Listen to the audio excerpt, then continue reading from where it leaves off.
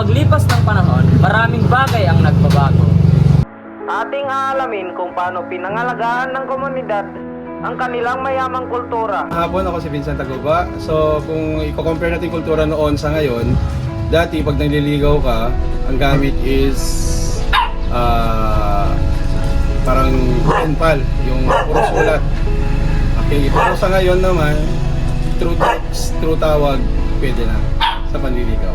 Dante Ramos, taga Sentro sa Lacabon, Cagayan. 53 years old. Ang kultura noon ay walang cellphone. Hindi kagaya na ngayon na ang kultura ngayon ay high-tech na. May mga cellphone, may mga laptop, may mga gadget na ngayon. Kaya high-tech na yung buhay ngayong panahon ngayon. Mga house culture dati at saka culture ngayon. The first one is, ang babae kasi dati is nasa loob lang ng bahay. Hindi sila nagtatrabaho, they are not even allowed to go outside, to find work. However, right now, mas napapansin natin na mas dominante na ang mga babae. So yun yung isa sa mga naging culture ng ating economy na nawala. Okay? So, maybe because siguro dahil sa paghahanap nila ng equality equality among men and women, kaya napipilitan din ang mga girls na naghahanap din ng trabaho same as the guys. Another culture na natanggal is that yung bayanihan na sinasabi nila. Way back before, when we were children pa, sobrang pinapahalagaan nila yung bayanihan. But nowadays, siguro kahit sa groupings lang ng performance class, there is no bayanihan at all. So minsan, sinosolo na lang din yung nakakaalam at hindi na rin ini-improve sa sarili nila. So yun sana yung isa sa mga culture na dapat natin maintain or i-retain up to this day. Inya agji kultura idi tita dito yung maluyo. Iti kultura ni idi ket agtitinulong dagiti tao iti panagmula ken panagapit iti pagay may sapay dito ket iti traditional a panagkasar ken iti panagluto pay iti traditional nga naduma-duma nga makmakan iti handaan. Ket inya mo agji kultura yung tatan tita.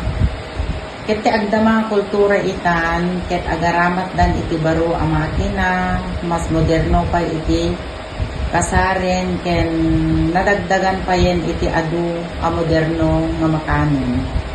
Kin inya ba agji dapat nga panatilihan nga kultura yung tita. Iti mannalon ken ti paningipateg iti mannalon panagsalimetmet iti traditional ken panagkaykaysa iti pamilya ken panangipateg iti traditional a makan. No, ang mga kultura noon sa ating komunidad.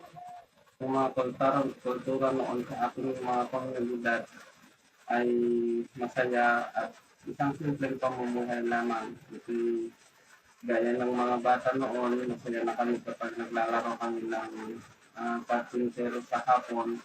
Ngunit mahirap ang paglalakbay patungo sa eskwelahan sapagkat noon is maputik ang daanan at mahirap itong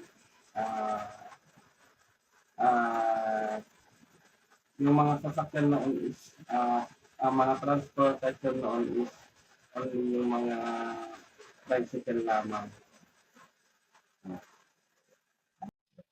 Ano ang mga kultura na natin sa ating komunidad ngayon? Yung mga kultura ngayon is kumbaga upgraded o yung madalas sa social media na ngayon. Kagaya ng mga bata noon, ay ngayon, hindi gaya noon na masaya na sila sa simpleng bagay. Ngayon is natututo na sila sa internet at madalas itong gawin ng mga bata sapagkat nakatutok sila ngayon sa social media. Ang pagkakaiba noon at ngayon sa transportasyon is may kanya-kanya silang motor, hindi gaya noon na nagsisiksikan sa isang tricycle lamang at yung iba pa is naka-promise na kumbaga nag-upload lang yung kultura ngayon. Ito ang ang dapat natin panatilihin at bakit? Dapat natin panatilihin ang parehas na kultura sapagkat noon is yung mga simpleng bagay is masaya nga yung mga bata. Ngayon, yung mga social media is mostly silang nakatutok.